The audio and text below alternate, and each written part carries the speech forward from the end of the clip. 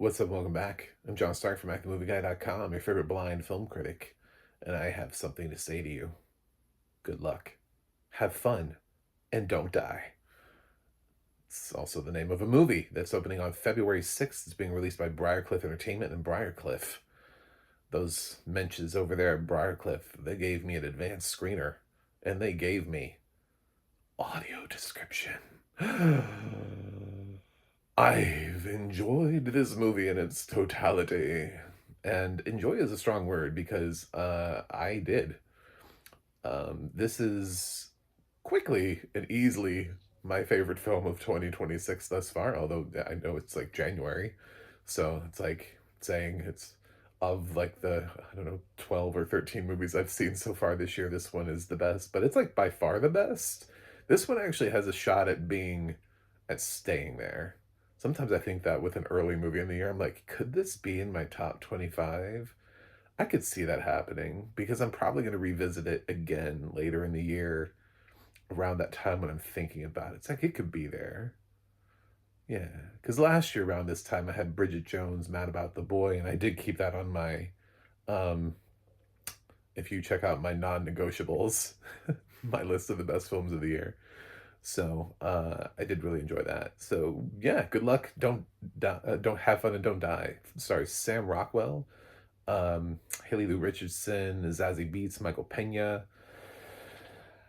Juno Temple, and some other people downstream from that. Sam Rockwell is definitely I mean, he's in a role that feels built for Sam Rockwell. One of those roles where you're like, there's a very limited amount of people who could have possibly done this role, and he's one of them.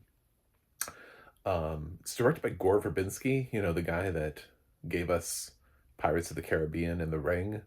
I don't really know what he's been doing, but if it's been waiting to make this film, it's a pleasant surprise because so many other directors seem to like go away and we're like, what happened to them? And then you see them again and you're like, oh, they're directing those movies. Oh, they made a Netflix Christmas movie? What? Like like the complete disappointment that I had last year when I watched that Amazon movie and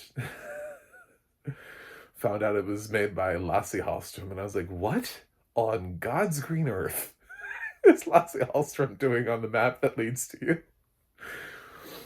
Um, so it's nice to know that Gore Verbinski still has gas in the tank, which he proves in this, which Briarcliff has confidently lifted the embargo on. So I actually did a re-review of this. I had a different review, which was all like, "Hey guys, it's coming out. Just ready to," because I there was an embargo. But they've gotten such like an overwhelming support, I think, from this movie from critics that they're like, maybe we should let the world know. It's a great movie. This is a lot of fun. It's dystopian. It's a satire about technology and where technology will take us and the things that we may end up suffering from as a result of our reliance upon technology and AI and but it all does it in sort of a darkly comedic way. It's not quite it is very doom and gloom when you think about the heaviness of it, but that would be like asking you to think about the actual like heaviness and repercussions of what Wally is saying, that we ruined Earth so much that we abandon it and we float around in space, morbidly obese in chairs just being fed by robots. I mean, it's a cute movie for kids, but my God, that's a dark future for us.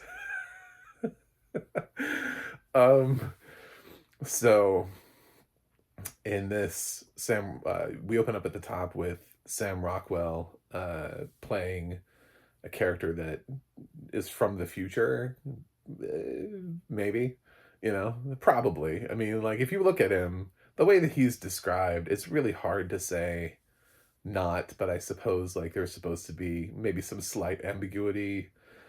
But I think from the audience, you're supposed to accept the fact that he is from the future, and it's the fact that he has to convince everyone else that he's from the future that makes it interesting. But I can't imagine there are too many people who watch this movie and go, nah, this guy's crazy, you know? Um, but man, that opening sequence with him is one It's one for the ages. I loved it when he's going around and telling all these people all these things he'd learned about them in the last 144, I can't remember the number, it's something like that. It's some really high amount of times that he keeps repeating this cycle. And he believes that in this specific room of like 40 people, that he has the right combination of people to save the world. So he has to keep coming back until he finds the right combination of people. So, to take on his journey to save the world, and of course, there are going to be forces that resist against it.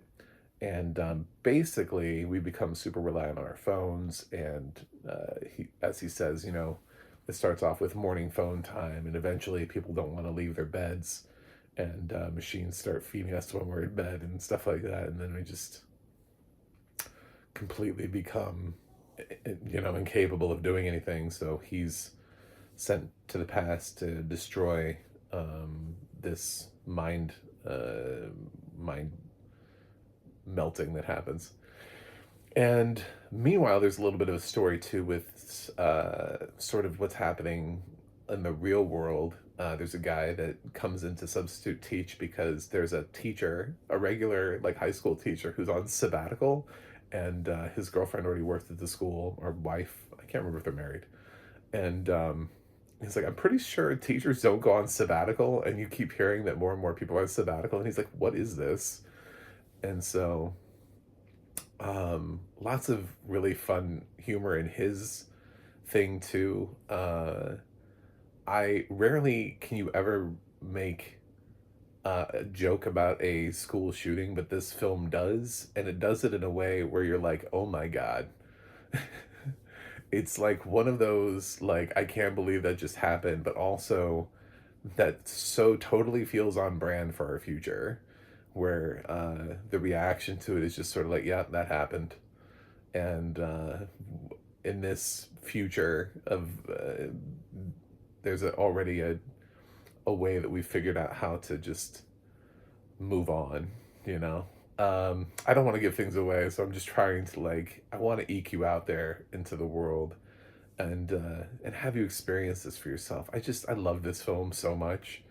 Um, it's instantly like right up there, and coming out of a season full of films that I just saw, where I just saw all the Oscar movies. So this isn't that fresh. And if this had been in consideration in the mix from 2025, this would be in my top for 2025. That's why I feel pretty consistent that this would be in my top for 2026. I adore this movie. It's biting. It's dark. It's Sam Rockwell is incredible. There's a lot of stuff that waits for you. If you look at the 2 hour and 15 minute runtime, it feels like a lot, but they actually fill it with a lot. There are a lot of themes and concepts and ideas that are crammed in the 2 hour and 15 minute runtime, so you don't feel it. As a matter of fact, like the first sequence with Sam Rockwell just trying to convince this room of people he is who he says he is. I mean, it goes on for a while, but it's never not full of things. He's constantly like rambling off things and making it interesting, and he knows little facts about people in the room, and he knows what's going to happen next. And the reactions that various people have in that room are hilarious. His supporting cast is all great. Haley Lou Richardson probably has the most standoutish performance of the people who follow him around playing Princess. She plays the one who is already sort of resistant to technology of the rest of the people in the room. He has to make sure that he's rid of technology when he takes his team, and she's the one who doesn't have any.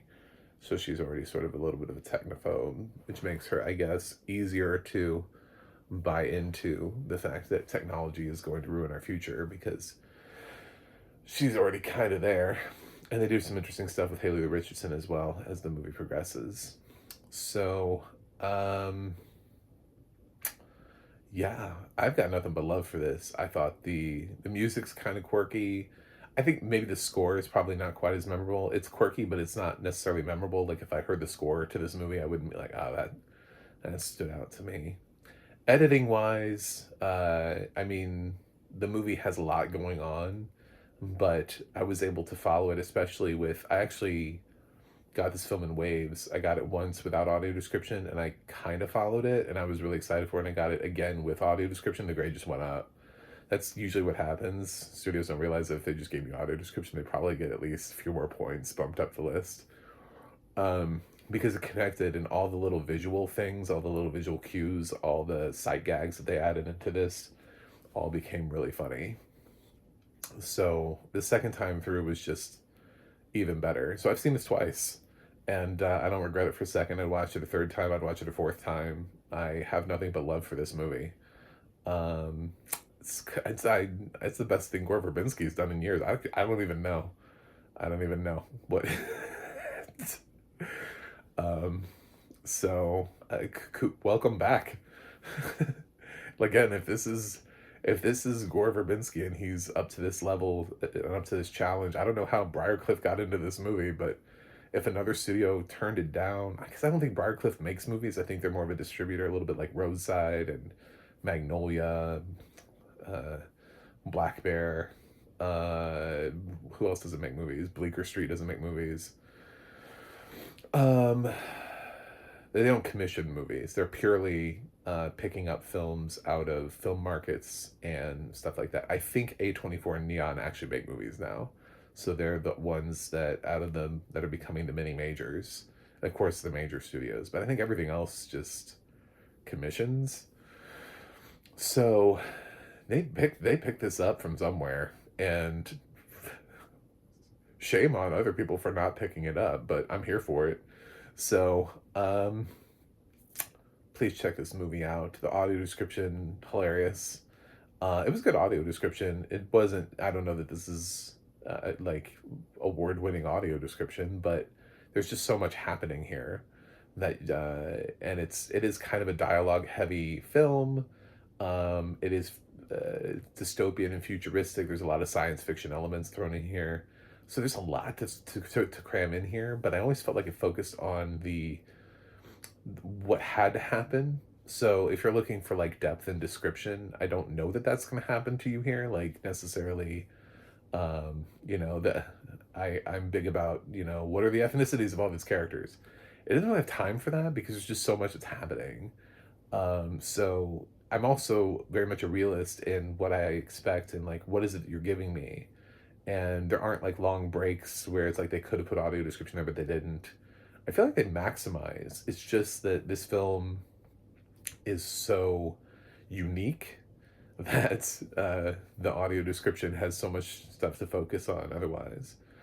So while we're in the middle of this winter blizzard that we're having, I love these videos that make it look like I'm part of like Anonymous or some sort of weird cult with my hoodies on. I'm just cold. It's cold. I usually wear a hat anyway. It just feels like I have a hoodie. Why wouldn't I just put the hoodie up instead of a baseball cap? Anyway, God. I'm gonna give it I had a lower score, but you don't know what it was. Because that was pre-audio description. This is post-audio description. And I'm in love with this movie. So I'm gonna give it an 8.6 out of 10. I think this is a great movie. It's not, we're not going to be talking about it at the end of the year for Best Picture, but there could be, there are a lot of those like most underrated film of the year. I could see this being for the groups that have comedy. If comedy doesn't rise, because last year comedy, I was like, man, what do we put here? Like Naked Gun and like, I mean, we're stretching comedy to the, depending on what made you laugh and what didn't. So it's a great trip. Take it. Good luck. Have fun and don't die. I'm pleased as punch. I don't know when I'm going to get another film this good in 2026 because I feel like they usually come towards the end of the year. But this was a nice, pleasant surprise to have at the beginning. Compared to at the beginning of the year last year, when we had like Companion was like the hot January, like beginning of the year title. This is better Companion. Like immediately I had a better reaction to this than Companion. So this will stay the course. I feel that in my heart of hearts. I've already seen it twice and I would watch it a third time. So kudos to Briarcliff. Thank you so much for giving me audio description accessibility. It means the world to me. I still would have tanked your movie even if you hadn't. But a movie's a movie. I mean, if I had gotten an advance on War of the Worlds with audio description, I'm not gonna go fresh just because, you know. Like, but luckily, this is a movie, and the fact that they're willing to drop their embargo, just knows that they've got a good. They know they have a good one. Thanks for watching. Thanks for subscribing. I'll see you guys on the other side.